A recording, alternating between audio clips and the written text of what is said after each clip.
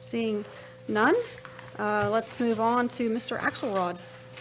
You have the stage, sir. Or Mr. Ewing. Yes. Mr. Ewing, I apologize. That's okay. Jared Gillian from Zelenkoski Axelrod, the auditing firm. Usually we go by ZA. Most people can't pronounce Zelenkoski. They really butcher it, but That's why I skipped right over that. yeah, exactly. We performed the audit of the financial statements in the single audit for the school district, and I was just going to review the report with you real quickly, give you a brief overview of the results. For any new board members, just give you a couple of highlights, what to look for when you actually analyze the statements. As always, if you need to ask me a question, or you'd like further clarification on something, Mr. Schott has my contact information. You can contact me directly, and I'd be happy to sit down with you and go over anything in more detail if you would like. You should have two reports sitting in front of you. I'm going to start with the smaller one. This is the single audit, and this audit is required of any entity that expends over $500,000 in federal funds. And every school district in the state has to have a single audit, and it's more a compliance audit of these federal funds that the school districts receive. We do a risk assessment, pick out which programs we think are the higher risk, and we're required to test compliance with the requirements of the federal program and also to look at the internal controls and consider the internal controls. There's two letters in here. One is with regards to the government auditing standards, and if we found any weaknesses in internal controls that we were required to report to you, you would find them in this letter, and I'm happy to say we don't have any.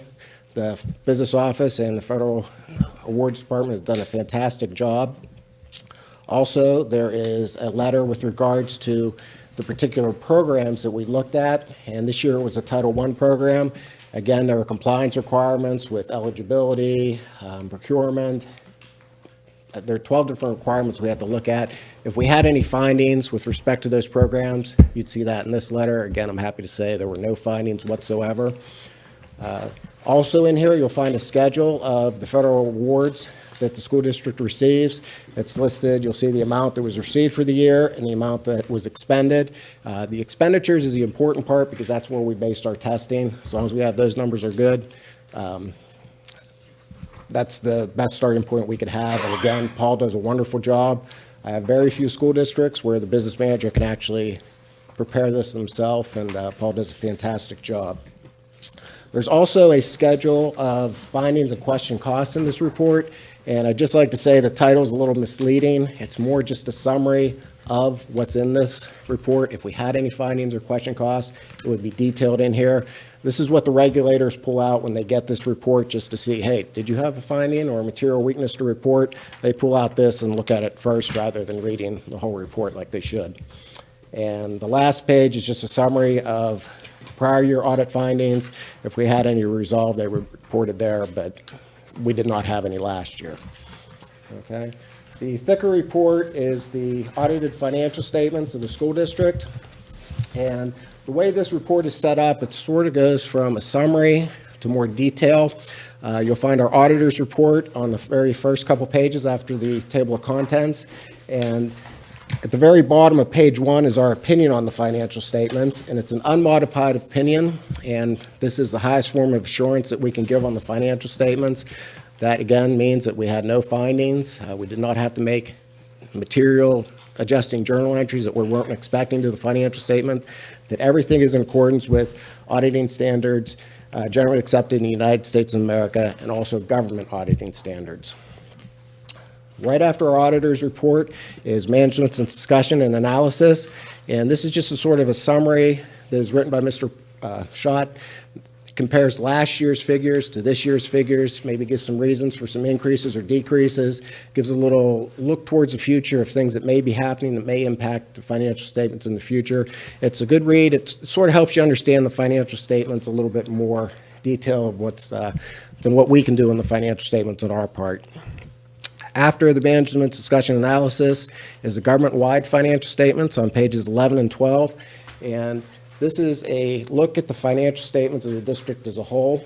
This is where we add in your pension liability that we received from the state, bonds outstanding. We add the fixed assets into the financial statements in these schedules. It gives a broad overview of the whole district as a whole. Following those statements are the fund financial statements and the reconciliations between the fund financial statements and the government-wide financial statements. The fund financial statements are your general fund, your cafeteria fund. It's probably more what you're used to looking at budget-wise.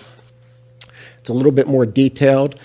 The notes of the financial statements follow on pages 23 to 48. We did not have any new disclosures here, which was nice. The past couple years, we've had to add our other post-employment benefits to the district. We've had to adjust net position and net assets.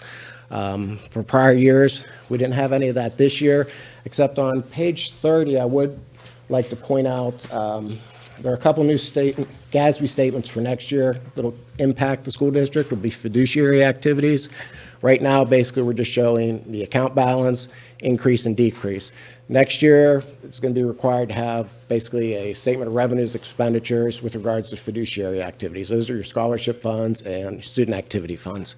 So the statements will change a little bit. There'll be a little bit more audit work that we'll have to perform on those statements. But we've also talked to Mr. Schott about it. We're already in the process of figuring that out for next year. Following the notes of the financial statements, just required supplementary information. You'll find a budget to actual schedule for the general fund, and then the other schedules just deal with required disclosures for the pension and the OPEB liabilities. Just a little bit more detail that's required to be in the financial statements. The audit ran very smooth this year. The staff was actually very happy. Again, like I said, it's one of the few school districts that we do where we come in and Paul has schedules for us prepared. Accounts receivable are reconciled, grants are reconciled, schedule of federal awards is prepared for us. It's been a nice audit to work with, and you should be proud of your finance department from our end.